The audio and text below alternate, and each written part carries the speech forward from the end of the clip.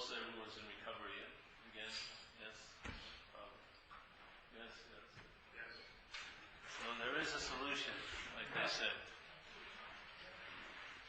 And, there's a passage, and as Bill sees it, that says that the program is experienced differently by every person who practices the program.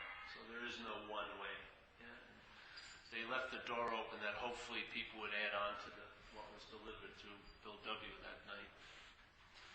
And what I'm just humbly saying, as a tribe member of AA, I'm attempting to sort of add on to it. Not as anything that you need to do or have, but actually adding on to it before step one, going before there, actually. Because my experience in traveling for 20-something years in recovery was the idea of the root of the problem was obsession with self was a good starter, pointed me in the right direction. But my own experience after years of looking that way, it wasn't producing,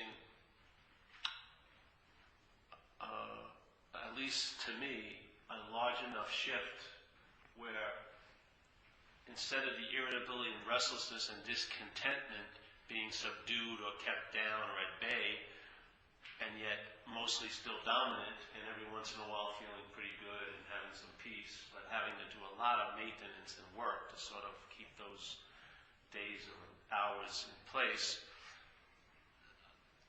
that just didn't seem that satisfying to me. And what occurred for me was I was inquisitive, and I was looking outside of AA in my life, and I came upon an invitation similar to what I hope I share tonight, which was, it wasn't from a recovery point of view, but I think it was extremely concise, and that is, I think I was involved with a spiritual group, and we were busily looking for meditation techniques. So I did Vipassana, which was a Theravadan technique from Southeast Asia that's very popular now, and then Zen, I had been doing that, and then there's Kundalini meditation, and there's all these different types of meditation. And I think I was shopping for a new form of meditation, like a turbocharged meditation. And the person who I was speaking with said, instead of finding a new technique of meditation, why not ask who's the meditator? Why not find out who is it that is in such sore need of another technique of meditation? Who is it that is constantly seeking for something that doesn't seem to be apparent right now? Who is it that's looking and looking and looking constantly to add on to what it must think is quite lacking? Because you have to, I won't go there now. So I heard this invitation, and I entertained it. And one of the things I believe in sincerely is that we all have the ability to entertain almost anything, but most of the time we don't hear much. There's not that many possibilities offered, so we basically get the same old possibility like rehashed or refurbished, and it's offered to you to practice more or do something more or move your practice here or purify with a super clean 12,000-foot water supply instead of an 8,000-foot spring, and constantly trying to improve somehow to make something better so that whatever we're doing and having will work better. Well, that's a never-ending ride in my experience. And I feel confident, at least in my experience, that I put a pretty good effort into a spiritual seeking. I wasn't like a half-assed person. I actually did meditate a lot every day for years, and I did retreats, and I spent a lot of time studying and meditating and, listening to talks about how to meditate clearer and this and that and that and this. And I came out of it all with a belief that it's a flawed system, that it really reinforces one of the biggest dilemmas that I've ever run into without knowing it, because I was always in it. And that is this dilemma of the doing and having based on you as the doer. That your condition where you find yourself now is totally based on what you did or didn't do and what you have and don't have. And the change in that condition is also going to be based exactly to the amount of what you do or and have or don't do and don't have. And that, to me, is a bogus system. It just doesn't work, because the dilemma in all the doing and having, there's no dilemma actually with the doing and having. It's what it implies is that there's a doer, and that's the dilemma. The belief that you are a long-lasting, independent, separate entity, and that is actually what I believe is the root of the problem, is we're identified as a self. We're not obsessed with self. That's what the mind does to reinforce the identification. So we're trying to stop an effect of an engine that we don't never even know how to turn off. We're just trying to slow the wheel, which is called obsession with self, but the wheel is spun by the identification of self. To try to stop that wheel without addressing the identification, you'll be busily trying to stop that wheel constantly. And I found you may get some relief of being run over by that wheel, but inevitably it always overrides any efforts and attempts to stop it or change it. Hasn't it? Because we're always still seeking, aren't we? My experience is, if you actually, I don't like the word found, but if you actually found what's really authentic, your seeking would change dramatically. In one sense, the seeking is valid because it's pointing out that you've never experienced or sensed what's really so. Because once that is touched, the seeking has a possibility of diminishing. But all the solutions that we've run into, I believe, became a bigger problem. So like meditation, it's a beautiful thing, I guess, for some people. You sit down and meditate, but when you're a self, the idea of being a long-lasting, independent, separate entity, which is a product of a mental process. It is a product. The brain is producing the sense of being a self. It's making it. It can't create it, but it can make it seem like it's so. And if that is, if the idea of being a long-lasting, and it's a sense, not just thought, thinking about you, but a sense of being an individual entity, and there's a different entity out there, and this place is real and solid and has a huge amount of power to affect me, it's this. Yeah? That belief and that way of traveling causes a lot of heaviness in one's life. Yeah? So if I'm seeing it from that point of view, the self is a product of a mental process. To try to get out of self as the self is impossible, because a product of a mental process can never leave the mental process that made it. There is no, you are never going to transcend the realm of dilemma that you seem to be in.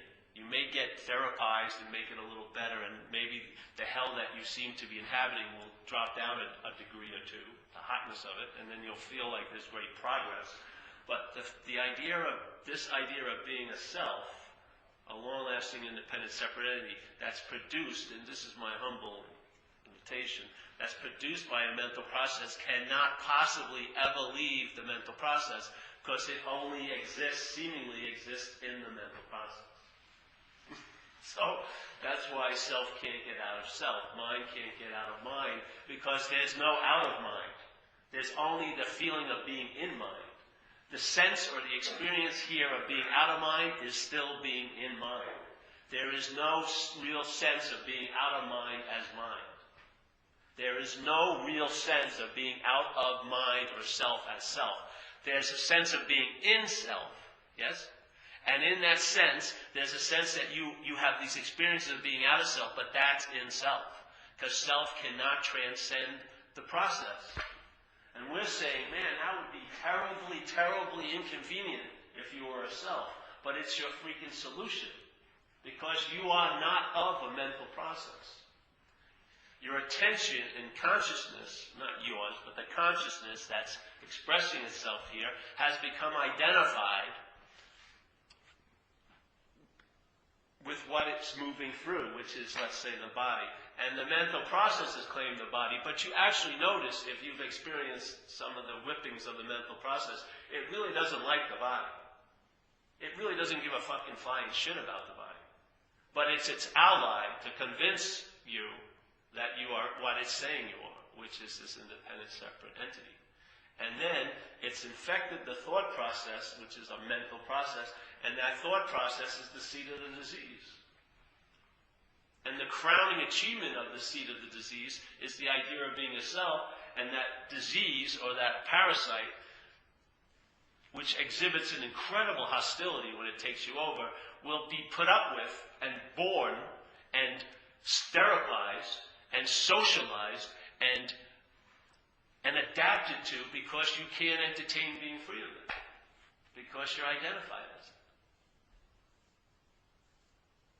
If you were in a place and that place sucked, and at every corner there was a bus out of it, and you kept staying in that place, then you've got to look at what's going on. Yeah? Because there's a very easy escape from it. But when you're identified as that idea of being a self, you cannot entertain as a self being free of it, because you're entertaining being free of it as a self. Yeah?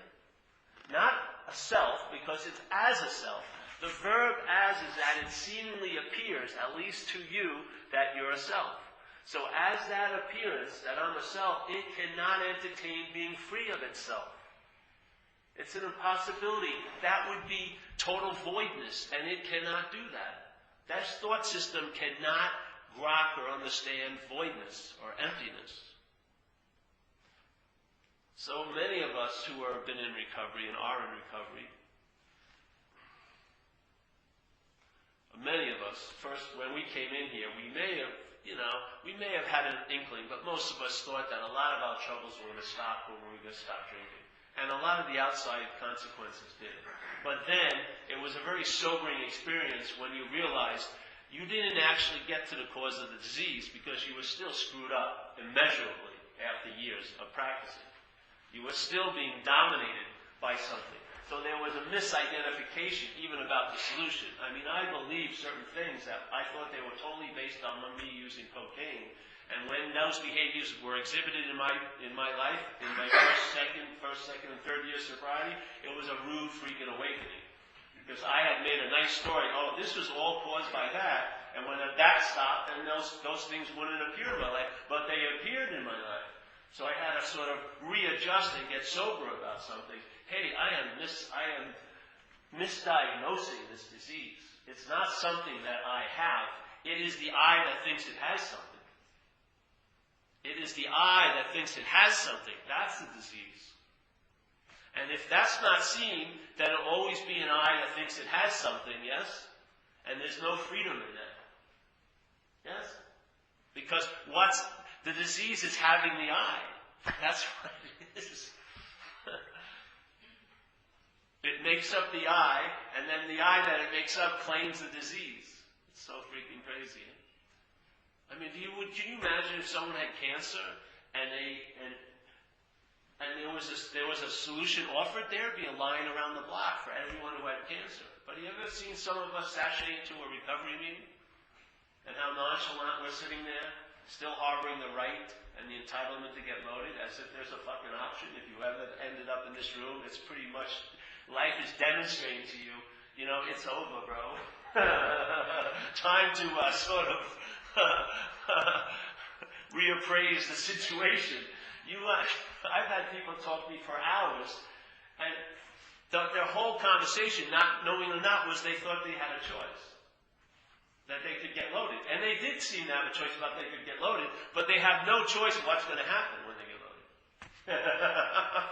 It's going to be the same old, same thing when you whack down. Same. The insanity of mind thinking it's going to be different. It's not different. So when I started entertaining that I wasn't that, then I could easily see from that point that I wasn't all these other mental processes, like thinking, that I wasn't the object of thoughts, nor was I the thinker. And that was the freedom from thought. Not learning how to have positive thoughts, because you're not having a thought. If you did, then stop. If you're having the thoughts, then only have positive thoughts. If you're having the behavior, then knock it off. If you're having the feelings, then pick out the nice ones you like and elongate them, and the short ones, nasty ones, shorten them. Yeah. If you're the big mover and shaker, start moving and shaking. Produce some result in your life. Bring about the peace that you so badly want. See what happens. Are you doing it? No. Then I guess you can't. Then maybe what you're taking you to be is just an aside. It's just a narrative about the game of life. It's just, you're right in the field, and yet you're sitting up in the booth thinking you're opining about the game. How is it going? And what team should win from your biased point of view? And who's playing well and who isn't? Yeah, but all the while, life's happening. It's a verb, and yet you've neutered it, and you're taking an interpretation from your head. We get upset when someone tells the truth about us, but you've been listening to lies about, quote-unquote, you since you were a kid. Literally. You did not start out like this. You've been conditioned into this belief. You were an expression. If you ever see a baby, there's no sense of being a kid, a person. They don't have any name to what's happening. Consciousness is getting used to expressing itself through frantic, nervous puppet, So just trying to learn how to move the engine and do this, and they don't know what's going on. And then they get indoctrinated. It gets passed on to them. One slave to the next. Yeah, here you go. Look at how special you are, this and that and this and that. And then the separation occurs and whammo bammo. Instead of life happening, it's now happening to me. It's the same life, it's just your interpretation gives it a new direction. And I'll tell you, if a hugeness called life is happening to you, you're going to be overwhelmed by it. If you see life as just happening, you can go away, you can swim with it. But if you think it's happening to you, you're going to be so righteously pissed why something you want isn't happening, and on and on and on and on. Yeah? We're saying, if you could have changed your behavior, you would have already. If the self could have brought you the peace you so dearly seem to want, then it would have already. It's impossible. It can't deliver the goods. We're relying on something unreliable, and our lives is showing that. So all we're sitting here for is give it a shot. If you believe it's obsession with self, then work on self as a self and see how much results you get. You'll get a lot of results, but you won't have a radical shift where you don't need results anymore. The need to be liberated is removed. This is totally okay as it is. Acceptance isn't a giant chore that you have to try to practice. How could you ever practice acceptance? It's impossible. Acceptance comes from a change in vision. Yeah. A psychic change occurs, and now you said, because it's the easiest path of all, for me to be in acceptance about this room is to find no fault in anything that's happening here. I don't want you not to be here, nor do I want you to be here. Yeah? Everything is as is just totally okay. Yeah? So your mind doesn't have to play, I want to move this and play the little God game. It just stays open and big and flows. Yeah? It's like being circulated. It's like the stagnation of blood finally gets released from all these dams, and now life is flowing. And you sense that feeling. How it translates for me is you travel lighter. Yeah? It doesn't change the geography of your life, but you travel lighter over it. So, I don't know when I first heard this thing. I think I was 9 years, 10 years sober. At the time, doesn't matter. But when I heard it, what was incredible was the flavor didn't come from outside. The flavor was already in here. Yeah? And actually, the flavor, the knowing, prior to all this baloney, the knowing came out and met the invitation. And it was an unspoken yes, here. Yeah? And every day I've ever shared now, for years, has always come, it is a very, very coarse and crude attempt for this apparatus to convey what's going on. Yeah? But the conveyance isn't it. The conveyance is motivated by this. This does not motivate, the conveyance doesn't motivate this. The conveyance is an invitation hopefully to stimulate what you already are. Because everything else is numbing it. All the times we rehash thoughts every freaking day, that we rehash feelings, even in recovery they quote it, they say resentment. What is a resentment? It is to re-feel something. I'm saying every feeling you have is a re-feeling. Every thought that's ever gone on in your head is a re-thought. And every acting out is just a rehashing of an acting out. There's nothing new under the sun in this little realm as with the self as sun. There's nothing new under that self-sun. Yeah.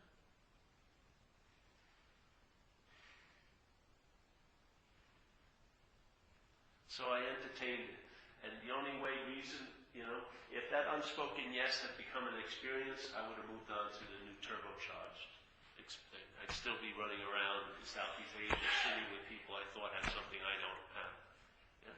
But what occurred was, and this is what I love about recovery, because it's not like an advertising campaign like the stuff in our head. Yeah? That the only product you get is more hope about someday maybe it'll get better. And what happens is you redress the same old possibility, being saved by either a woman or a man, money or a place, or this and that. It's the same. I've had 7 fairy princesses. It was the same freaking possibility. I was hoping someone would save me. Of course they had to fail because I don't need to be saved. Literally. So what occurred is I started to entertain this, and I got results. I'm not talking about I got results, but results started to leak out of this, yeah? And the proof is in the freaking pudding. And I'll tell you, we've been so dismissed from being able to just to recognize when something works. And we're so used to explaining why it isn't working and excusing why it isn't working and rationalizing why it hasn't delivered the goods yet. It's usually putting the spotlight of the failure on you. I need to do something more. I need to meditate more. I got to do more. But once you get something that actually is a solution, it fulfills the definition of that word. Yeah? There is a peace that comes over you. You will see a radical change in how this moves through life. And I'll tell you, the proof is in the freaking pudding.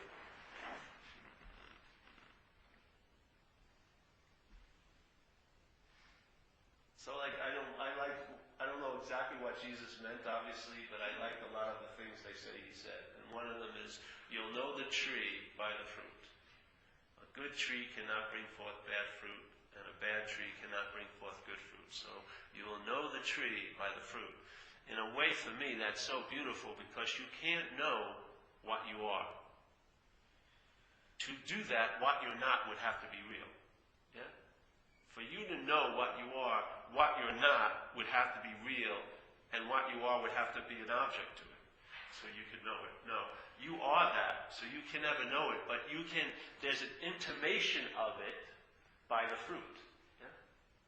So when peace starts becoming the abiding state, when you're chilled out, when you seem to travel quite well, and there may be a lot of different signs for you, but these signs or these intimations, though you don't need it, they are a verification you're onto something.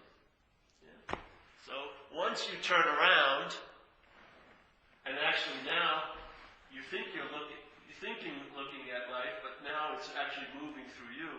Instead of looking at life, thinking it's coming from you or to you, you're looking back at the light like Taoism. If you ever heard of Taoism, it's an old Chinese way of life. In Taoism, they say, turn the light upon itself. Yeah? So your light, your attention, your awareness, it's not your awareness, but the awareness or consciousness, turn it upon itself. Not as this is not you, but as itself. Yeah? So you are that light that maybe you're seeking for. You are that light.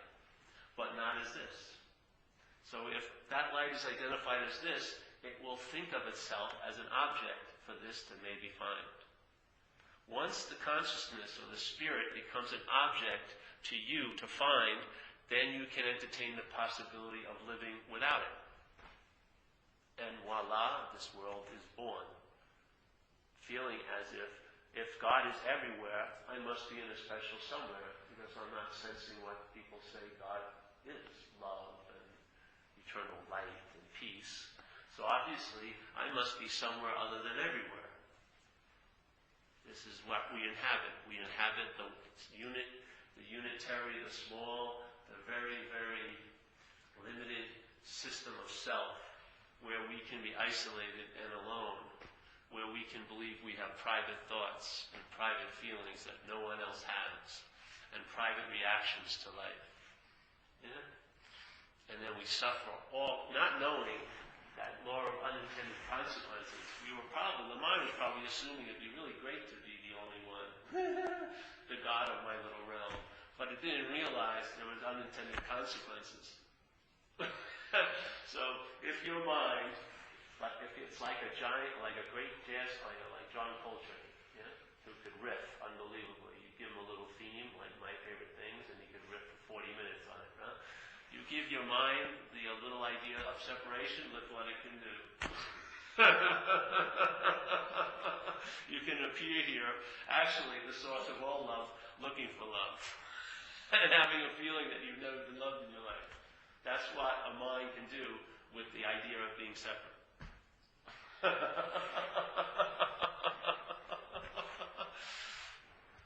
It has a lot of power, man. You better be careful what you entertain, because it will produce a pretty good movie of it. And of course, you're in rapt attention because you're part of the movie. You're thinking you're the one that has to live through the movie, but you are part of the movie. The idea of being you. You are you as that. The idea of that is a mental process. It is a product of a mental process. So you have consciousness, you don't have it, but consciousness is there. Well, consciousness can become conscious of the awareness. But it can't become conscious as the awareness as this. Yeah? It will think it's becoming conscious of the awareness as that. Yeah?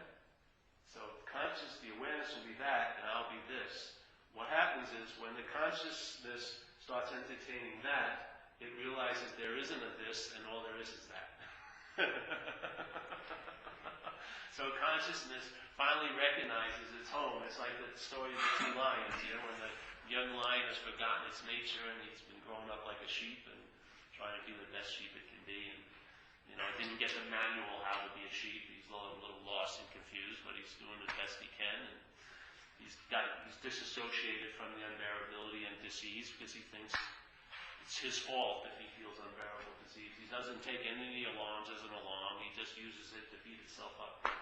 But maybe one day an old lion runs into him, and he drags that young lion over to a pond and sticks both heads over, and the young lion sees the reflection and immediately realizes it's a lion. So that's sort of like consciousness. When consciousness is confronted in or as awareness, why it seems to be hidden from you, because you believe you're conscious as this. And this shields the truth from the truth, because you think you're entertaining the truth. That's the lie. Consciousness is true. The awareness is true. You're sensing something, but the story that it's you as this sensing the truth is not true. Yeah? So the truth has no power in your life because you're not true. The truth is true, obviously, but you can't seem to access it because what's trying to access it is not true. When that's dropped, when you tell the truth about what you're not, that's the access of the truth. Yeah. Because you're the truth, masquerading as what you're not. If you tell the truth about what you're not, that's the access of the truth. And then you see that it is always available at all times with no requirement necessary to meet it. Because there's no meaning of it. It's totally applicable. It's already activated. It's like an eternal verb. There's nothing you need to do to activate it to be in your life, because you're like the fish in that ocean that doesn't realize it's wet. Yeah? You're totally immersed in this. And you go, well, how could I not feel it? Well, just think of in your physicality. Think of gravity. Did you go to a cafe today and hear anyone complain about the effects of gravity? Did you? Did someone say, man, gravity's really been heavy on my right shoulder this week. How about you? Has it been bothering you? I think you're a little off. Like, gravity's a bitch, isn't it? No. Yet a physical force all day that you're under. Do you have any recognition of it? Do you feel it? No way. You feel it constantly, therefore you don't feel it. You need the absence of it to have an experience of it. That's why it's hard to catch what we are, because there is no absence of it. You can't have it absent and then have an experience when it's there and then have it disappear again. It's always so it doesn't seem like it's ever so to us. Our mind can't recognize what's always here. It needs something to move, something that wasn't here to come into the frame, then it recognizes it. But if it's always been the frame, it misses it. It's really, do you believe the fish thinks it's wet? No fucking way. It's just looking at it, sees other fish trying to eat it, and shells it wants to eat, and kelp, but I'm sure it has absolutely no idea of the medium it's in. Well, our difference is there's consciousness that can become aware of itself. Unfortunately, it's aware of us now, all day. The us meaning the mental process called selfing and the physicality of the body. It's hyper-aware of that. You're hyper-aware of your thoughts, aren't you? Aren't they what drive you crazy? What else could drive you crazy? How could yesterday drive you crazy? Unless you think about it.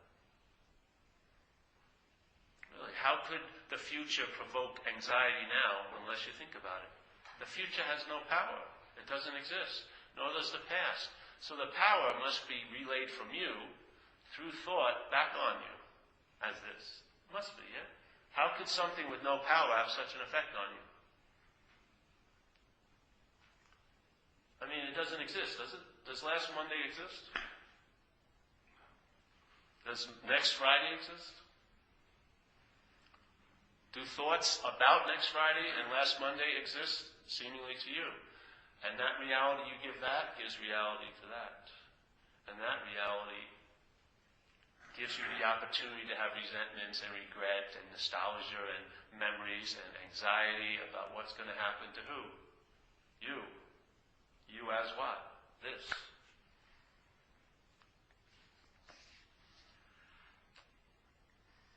So I don't know, I entertained it, yeah? And I've been entertaining it for a while.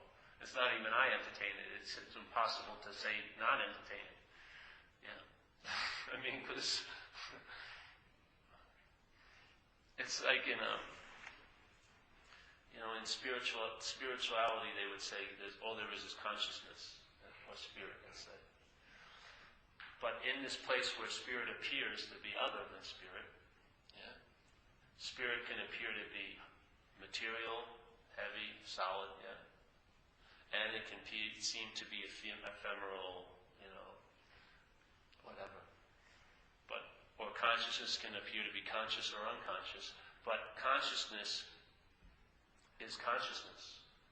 It can appear to be unconscious and conscious here, only to a you. It does not appear to be that way to consciousness. Yeah? Consciousness, in its singularity, recognizes all the appearances in that same singularity. This is the expression of two-ness here, or duality, the body. Your mind works. Yes, no, high, low, male, female, good, bad, night, day. All of this seems to be the case. Everything is separated into two-ness. And you are the example of that two-ness. That two-ness can never entertain oneness. It's oneness, it's telling the truth that I'm not the two-ness. That's the recognition of oneness. Because the movement of oneness, recognizing it isn't two-ness, that's oneness. That's the verb of oneness here. It's called being awake. And in fact is we all are awake, but our attention and interest is enslaved to what causes us to seem unconscious, with the hopes that we'll be conscious after we do what? The next class, or the next retreat, or the next practice, or the next this, or the next that. It's always put off. And you always have a big role in what's going to be achieved or not. Yeah? In other words, I'll know God, but if I don't want to know God, I'll live as if I don't know it. And if I really want to know God, then I'll live as if I know God. Who's God in that role? You, your head. Your head is telling you that because of some other thing like this, I'm so freaking confused and caught up, therefore the reality is I'm separate from the truth. That's such bullshit. You can't separate from what you are. You are that. You can only act as if you are. And then, that act is fucking boring. Seriously. So I started to entertain that. And then what happened is I was doing these workshops. This is just a story. I was doing these workshops in AA based on steps. And people would come with paper and pen, and I wasn't giving any instructions on how to do the fourth step anymore. So about 5 or 6 years, it was like misadvertising at the dry dock. It would say fourth step workshop, but no fourth step was happening. So finally we changed it, yeah? And I have nothing right or wrong about the fourth step, but the thing for me, this was sort of like a quantum leap, yes? And there was no going back to that other presentation. Even though I wanted to, I tried a couple of times. I tried to stay on point, but then after 10 or 15 minutes, bye-bye. I was just gone again. Because this was a different beast. It was a different beast to it all. It didn't have me as the central point. It was up to me to do this, to get that. It had really nothing to do with me as this, and that's the great relief. Because if it has something to do with me, if I believe I achieve something, my head will believe I can do something to lose it. If I'm giving everything all the meaning it has, what I found as this, I give tons of things the meaning that they're more powerful than me. Yeah. That my peace is fragile and very vulnerable, and if I don't try to control my situation and system, that the world will fuck with me. My peace will just go out the window. Everyone will make noise when I'm meditating, and da-da-da, and I won't have enough money to go to that retreat. And it all becomes based on outside circumstances and situations. And if I do something, and I do get something, my head immediately entertains that I can do something to lose it. There's no escape from the system of duality up there. There's none. You cannot win when it's a two-sided coin. Because one side means winning to you, and the other side obviously has to mean losing to you. So this is just a humble invitation to entertain what's already so, no matter what your circumstances are.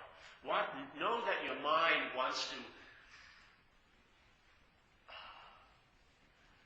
direct the attention and interest that's happening to these topics of mind to get obsessed with, so that something it wants to solely forget can seem to be forgotten, only in time. Yeah? But the suffering that you go under following that course,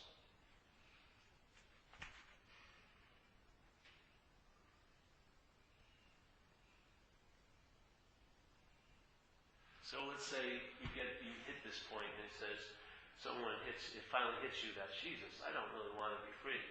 I'm selfish. I want to be free. There's nothing wrong with that. That's a beautiful revelation. So you'll give up the pretense of thinking this wants to be free, because it definitely does not want to be free. It wants to look like it's free in its little confines. Yeah? So it's a great news. What a relief. I don't want to be liberated.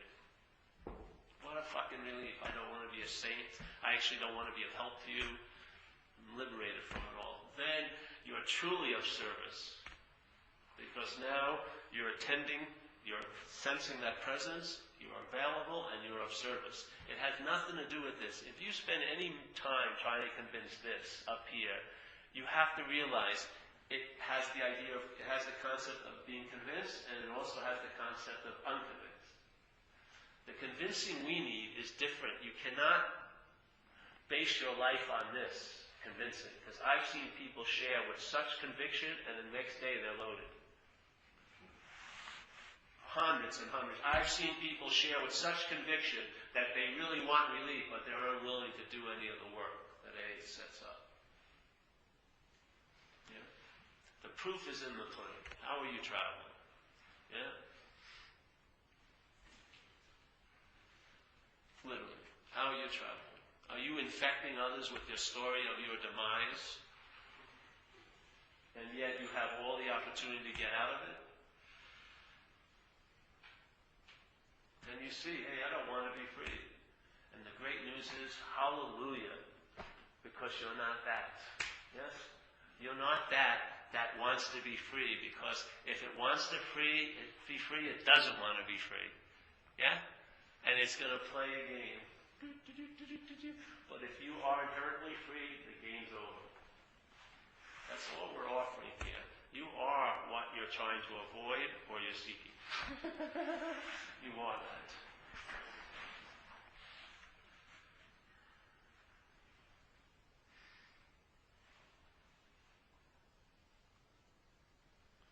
If you're identified as a self, you better fucking get some help. Literally. Because you're not going to get that incredible, glorious sense of entitlement you may have. There's no cash in your account. You got to do something. You got to get a pail of water. You got to do some writing. You got to do whatever you need to do to sort of get something moving.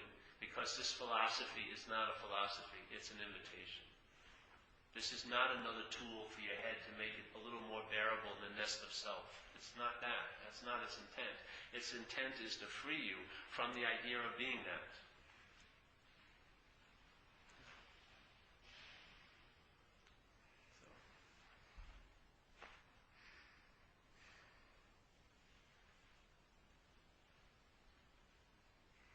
See this guy? I saw this guy. I don't know. He came into this meeting, and I don't know why he said it, but he says, "My idea of trust is." He says, "Oh, do you believe people have to earn your trust?" And he said, flat out, I didn't answer. But what happens here? People earn your distrust, in a way. If I have people come to me and talk to me a good talk every freaking day, but they don't do anything, I don't listen to what they have to say. I want some fucking proof. You know what I mean? I really want it to be different. Well, go ahead then. Admit that you have no power to change anything. I'll go up to the cave, I'll go up to that mountain and lay down and stay up for 24 hours a minute, but I won't go home and write about it. Then have what you got. See how you like it.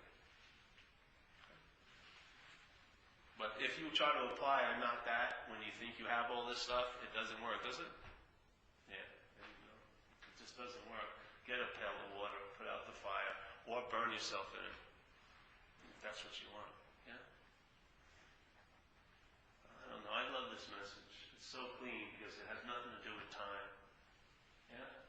All that work that has been put in advertising a fearful life and a regretful life based on self, 1 nanosecond of entertaining that whole life, if it had like hundreds of yards of chalkboards, they'd be erased in a nanosecond.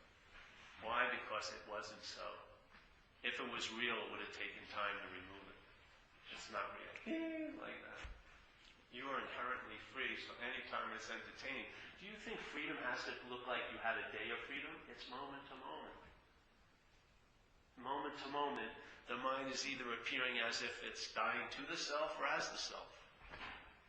Yeah? If it's dying as the self, you're listening to all the thoughts in your head, you're believing this is a real solid place, you're real solid, I'm separate, you're separate, blah, blah, blah, blah, blah, blah, blah. That's dying as a self. Dying to the self is you have an immunity to the thoughts. Yeah? You're being directed, not you, but there's a direction and a movement happening that's not being narrated or taken to be the narration. The conscious contact becomes your gold standard, not your interpretation of the day, but the living of the day. Yeah? The living of the day becomes the gold standard. That's hearing, seeing, feeling, tasting, smelling. Yeah? The consciousness that's recognizing all of these experiences, not the idea that thinks it's having it. Not the mental process that thinks it's having all these experiences, but the conscious contact, which is the experience. Yeah? To have an experience entertains that you could not have the experience. Has that ever worked when you were in an experience? Did that experience offer you the opportunity not to have it? If you're having an experience right now, is that experiencing offer you not to have the experience? No, but that's what your head thinks. After the experience happens, it entertains, well, that didn't have to happen. If I would have said this, that would have gone. What if I should have? Let me do it. Hey, can I have a do-over? Let's stop. No. The experience happened, and you cannot not have it. But does the conditioned head, travel through experiences like that? No. It goes over every experience with its little tentacles, and it starts digging around saying, it shouldn't have been this way, I could have had it better, this and that. That's selfing. It's like the shit and then going through the shit, looking for some nutrient. It's selfing. Whatever happened, happened. That's that. And what's not happening is not happening. That's that. How hard is it to recognize just obviously that next Friday isn't happening? If that can be held, that next Friday's not happening, then all the thoughts happening in your head about next Friday, you'll have some kind of immunity to them. Because their whole basis is that there's a reality called next Friday. But in fact, right now, there isn't a next Friday, is there? You have to conjure it up by thought. So if you entertain what's happening and what's not happening, if you entertain what's happening, you will have an immunity to what's not happening. If you don't entertain what's happening, and what's happening will be the field where what's not happening is entertained. If you don't entertain what's happening will be the field that what's not happening is entertained in. We're using now what's happening to entertain what's not happening. If you would drop in, it's not you anyway, this language is a subjective language used by objects. The language, all languages are subjective languages used by objects. A body is an object, and it's talking as if it's the subject. I'm the doer. I'm the haver. It is not the doer or haver. The object talks as if it's the subject. So when I go, you, I'm hoping just indicating something. I'm not saying you as the you. Because you don't do anything. So this whole point is, when I'm taking this object as the subject, it puts me into this world of subject-object, us and them. The baby is not there right now. The baby has not taken this to be the subject. It's in pure subjectivity. It's not identified as a body. Therefore, it doesn't see Papa or Mama as a body for a long period of time. There's no separation. They've done these studies on it already. So that subjectivity, acknowledged, has a sense of oneness. Once the subjectivity becomes identified as the object, two-ness sets up. Once two-ness sets up, everything now becomes an object to you, and that object is looked on to either produce a desire that I want or an aversion that I don't want. So mind now has this incredible place to move. I'm going to move towards this because this will make me better. I'm going to move away from that because this will not. And maybe it gets sick of it, and so it tries to create a sense of indifference, which is not neutrality. Indifference is different, So now you're in this movement where oneness is oneness, now you're in two-ness, and two-ness is this movement. Connected, disconnected, I entertain peace, I entertain not peace. So if you entertain a peace, which has the other side of not peace, that's not the peace we're talking about here. Because the peace we're talking about doesn't have a second, The peace most of us, that's why I believe Bill W. was inferring with the statements, you'll have a new freedom and a new happiness. You'll have a new attitude and a new outlook. You won't have the typical attitude and outlook, which is based on duality. You'll have a new attitude and outlook based on singularity. You'll have new eyes and new ears to see and hear. Everyone has the eyes and ears, but the seeing and hearing are different. One is based on duality, one is based on singularity. What did he say? If your third eye is full, do you remember that one? Jesus said something about the third eye. When the third eye is full, the third eye represents singularity of vision, not duality of eyes. The third eye is seeing. These are looking. So when the seeing is acknowledged, there's singularity. Then you see you love thy neighbor as thyself, because there's no freaking difference.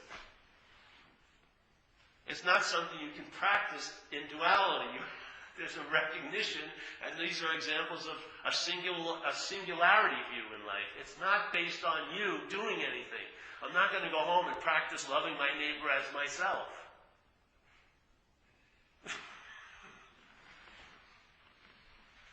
So, it's so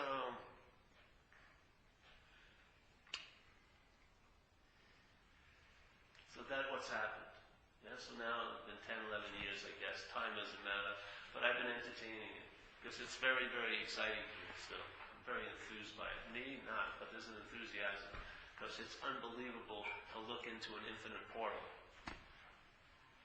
And it's unbelievable to look into an infinite portal and have it come looking out. Yes. I never get tired of it. Not yet, anyway. And of course, it's not a me to get tired or not tired. It's just this language, but there's just this looking, and I feel confident enough that knowing the plight you're in, because you have alcoholism, and alcoholism is just a very, very, very nasty parasite. And most of us, I have confidence in talking to you because I'm not looking at who you are, I'm looking at what's taking you over. Because I lived underneath that takeover for years. Yeah? So and AA revealed its traits and characteristics. We've seen the beast, at least others have, and they're hopefully illuminating our vision so that we can recognize the beast. And all I'm adding on to it is maybe you can see that I'm not that. Instead of going out to get therapy for it and self-esteem for it, but to recognize I'm not that. Yeah? How can you improve this? It's like a snake. Being nice to a snake, expecting it not to bite you. It's its nature. You know what I mean? Its nature is to survive as this thought called a self. It's going to look at life. It's never looking at life. It's thinking and rehashing life always based on the premise of being a long-lasting, independent, separate entity. Why waste your time trying to convince it otherwise? Just realize it's not you. Yeah? Then what you are, I would say you're more the awareness of that mental activity. So,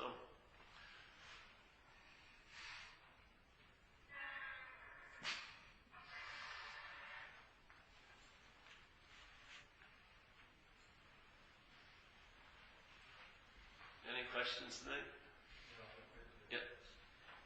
I find that every time that I realize that all of that you said of the self is not really the self, it seems that to me I get a backlash. Yes. Self over me, trying to go against what I'm trying to not to think of. Yeah, for sure.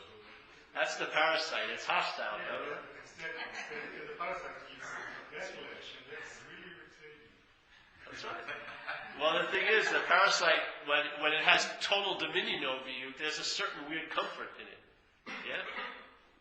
Because it's not buzzing everywhere. At least it's not really giving you the big sting you're really afraid of. But when you stick a little stick up into the west, the hive, it flips out a little. Yeah. And then its advertising gets a little more well-produced, yes? And maybe have a little more duration. And it may not just knock on your front door or go to the back door, the side door, the skylight, the cellar. You'll hear it creaking, knocking. It'll come at you every way to hook you. Yeah, to hook your attention, to get back in line, basically. Of course, it's like a possession. It doesn't want to give up the territory because you're the only territory it has. As you know, parasites really don't have a life other than the one offered through the host. They need the host to have a life. So this is not going to let you go. That's why if you look at people with addiction and stuff, very few of them die when they probably would have liked to have died. They're still limping around and have abscesses and trucking around. They just can't seem to be killed. Yeah, really. I mean, notice some of them, they're unbelievable. They've treated themselves totally like shit for 60 years and they're still cooking. Yeah. The parasite doesn't want to let go of it. It's only got one host in a way. But it's just one. See, in Hinduism, I'm crossing a lot of lines here, but in Hinduism, they have a thing called samskaras, which are called, they're like deep mental grooves. Yeah? Then the habits that seem to have a big imprint through your life. Certain things that don't seem that, no matter how much therapy or socialization, you're just an asshole, let's say. Whatever, Something just doesn't change. It's like a deep mental groove. Well, alcoholism is one of the deepest mental grooves expressed around here. It's the deepest I've ever seen. And it has acting out, minor acting outs, but it's a chronic takeover. Yeah? 24/7, even when it seems to be the good times, it's still chronically taking you over. And at any moment, it can take over big time. Once it through an advertising in your head, convinces you, yes, or you get so identified with it through believing it, it sets off a torrent of thought that leads to usual action that if you haven't drank, it will lead to an emotional hangover. You'll act out, and you'll have an incredible hangover for a few days. Have you ever had one of those? I've had it because I've been sober for a while. I've had a couple of emotional hangovers. They're really nasty. They bring you back to the state you always were in back then. You really act out, and you put your foot in your mouth big time, and the shit hits the fan, and the wasp nest just goes bananas up there, and you're in hell, really, literally. It's just, and you can't seem to break off from the screen. That's like one of the final steps of a takeover. When the parasite just really gets like inflamed. So you want to see, for me, in a way, alcoholism, just the activity of alcoholism. Alcoholism is like a big dog, yeah? And for some of us, it's asleep now. And in our house, we have full reign over our house now. We can go everywhere with this and that. It's really pretty nice. We can watch TV with this and that. But if that dog wakes up, it takes over.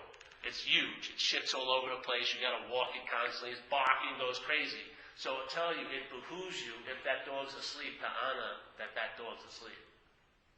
And honor what had something to do with having that dog asleep, and that's the program of AA, or recovery. Because if you don't honor it, and you sort of think that AA is going to be the same when you leave, it may be the same, but you may not be. When you come back, you may not like the medicine anymore. And that obsession may come back that you'll have to wrestle with every day. And many of us have been freed from that obsession. And that grace is what's giving us all the freedom we have here. If we had that intense compulsion to use, most of us don't have a defense against it. We would go for it sooner or later. But that has been removed from most of us. So it really has, when people think they had anything to do with this, I would like to see how good they would do if that compulsion was placed back with the same ferocity it had before. We had nothing to do with it. Something relieved me of that. Something occurred, and I was relieved of that, and that allowed me to have all these ideas of, I'm choosing to live a spiritual life. No freaking way. Your life would have been indelibly tattooed just like it was going. Yeah? Did you ever stand up to that urge? Not I. No freaking way. And all the times when it arose, I never won. I may not have complied with it immediately, but a day or two later, I did. 3 days, 4 days. Somehow, the contract was signed again with the devil, so to speak, and my life was again totally its, and it used me like it always did, just like it's using many of us here. We've met a power greater than it, man. But you see, the tricky thing is, it knows it's going to meet a power greater than itself. So it has you tricked to believe you're it. So when you meet a greater power than it, you think you're meeting it as you. And the you neuters the effect of that greater power. Yeah? If you can realize I'm not self, then the greater power is you. And then you neuter the power of the parasite. Obviously, 22 years now. I mean, when I was out there, the state wanted to find the switch to turn off the compulsion. People who hated me wanted to find the switch. People who liked me wanted to find the switch. My mother wanted to find the switch. I wanted to find the switch. No human power could find the switch. I mean, I did not want to keep being run by this, but something switched that thing off in 1 second. It didn't take me days to stop drinking. I stopped drinking, and that was that. Bingo. Yeah. What bigger demonstration would you want in your life? To me, I don't need to be convinced 1 iota more. It demonstrated on the biggest stage of my performance, this historical action figure called Paul Hedemann's little play here. The biggest dilemma it ever faced was alcoholism. It was the major influence in most of my life. And then it was removed. The root of it was cut in one day, 22 years ago. And I've been free. The problem does not exist for me. That to me is a solution.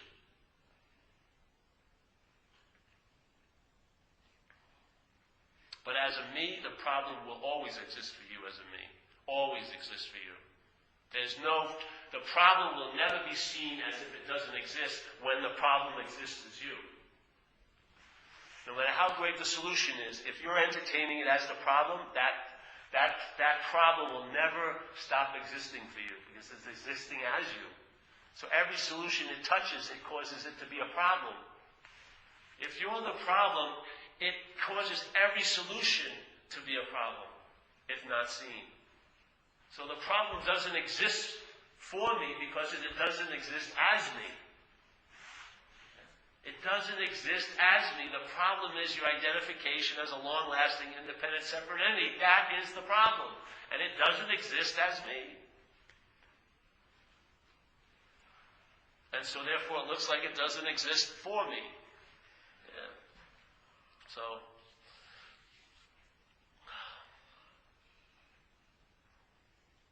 I went to a meeting the other day in